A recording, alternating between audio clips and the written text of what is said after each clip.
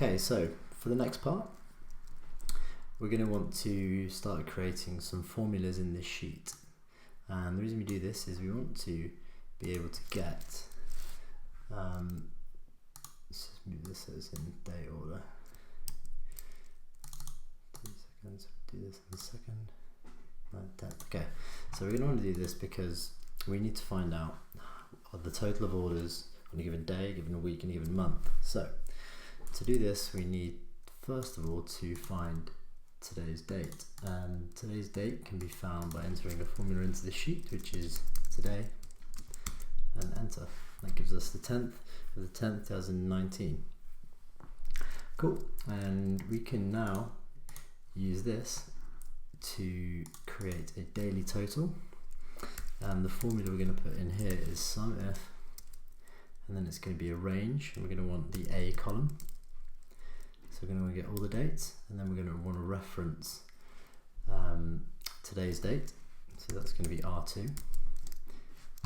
Sorry, pressed enter by mistake.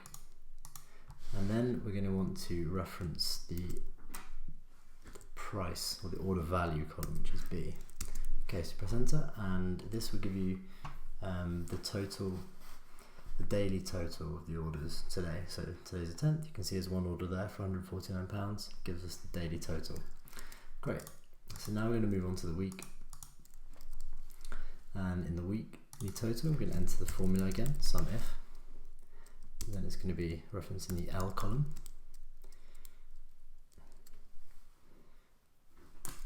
And this is going to break until we fill in something else. But it's going to reference the L column, and it's going to reference, actually we're going to skip. So okay, now we've done the daily total, what we're going to want, we're going to have to get a week. So we're going to need to find out what week of the year we're in. So we can do that by entering this formula, week none, and then we're going to reference today's date, so we're going to reference R2.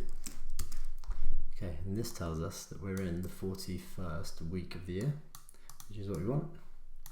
And again, we're going to do this for the month, and the month is pretty similar, it's month, and it's R2. Cool, so we're in the 10th month, 41st week, and then we've got today's date as well. Now, if you want to work out the weekly total, we can reference this week in our O column. So we are going to enter a sum if. So this formula we're entering now won't work because there's no data in column L, but we're going to do it, and I'll show you why in a minute. So we're going to reference L. I'm going to reference S2, which is this week, so it tells us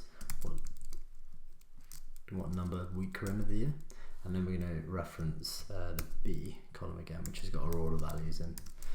Okay, so it's saying the week total 0, fine. Now we're going to do the same for this month as well.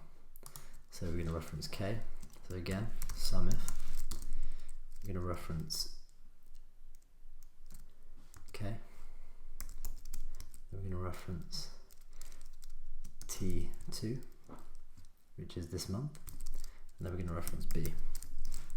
Okay, and gives 0 weekly total and 0 monthly total, which is obviously wrong, but we said it's going to break.